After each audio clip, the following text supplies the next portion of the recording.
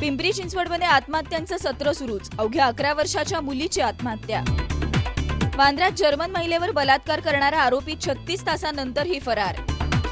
पोषण आहार घोटाळा प्रकरणी मुख्यमंत्र्यांचे मुख्य सचिवांना चौकशीचे आदेश. आता बातम्या विस्ताराने.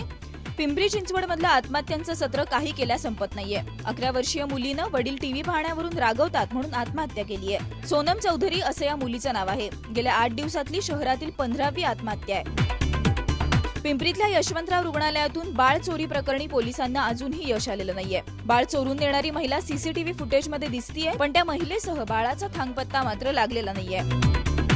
वांद्र्यात जर्मन महिलेवर बलात्कार करणारा आरोपी 36 तासांनंतरही फरार आहे. सोमवारी सकाळी पेरीक्रॉस रोडवरील उच्चभ्रू वस्तीत राहणाऱ्या एका जर्मन महिलेवर बलात्कार झाल्याची घटना समोर आली आहे. गेल्या 2 वर्षांपासून 27 वर्षीय जर्मन महिला मुंबईत संगीताचं शिक्षण घेत होती.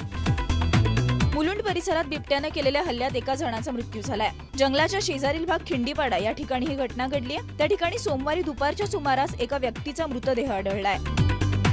महिला आणि बालविकास विभागाच्या पोषण आहारात 1000 कोटींचा भ्रष्टाचाराच्या आरोपाची चौकशी करण्याचे आदेश मुख्य सचिवांना देण्यात आलेत. भाजपचे सरचिटणीस किरीट सोमय्या यांनी केलेल्या आरोपानंतर मुख्यमंत्र्यांनी हे आदेश दिलेत. प्राथमिक चौकशी अहवालासाठी मुख्य सचिवांना 2 आठवड्याची मुदत देण्यात आली आहे. राहुल गांधींना पक्षात मोठी जबाबदारी देण्यात येण्याच्या चर्चा राजकीय वर्तुळात सुरू आहेत. पक्षात दुसऱ्या क्रमांकाचा नेता म्हणून राहुलच्या नावाची अधिकृत घोषणा आज होण्याची शक्यता वर्तवली जातेय. अमेरिकेच्या राष्ट्राध्यक्षपदाची निवडणूक आता अंतिम टप्प्यावर येऊन ठेपली आहे. मतदानाची मुदत भारतीय वेळेनुसार आज मध्यरात्री संपणार आहे. उद्या पहाटेपासून निकाल येण्यास सुरुवात होईल. त्यासाठी डेमोक्रेटिक पक्षाचे बराक ओबामा आणि रिपब्लिकन पक्षाचे मिट रोमनी यांनी गेल्या 24 तासात सतत प्रचार केलाय.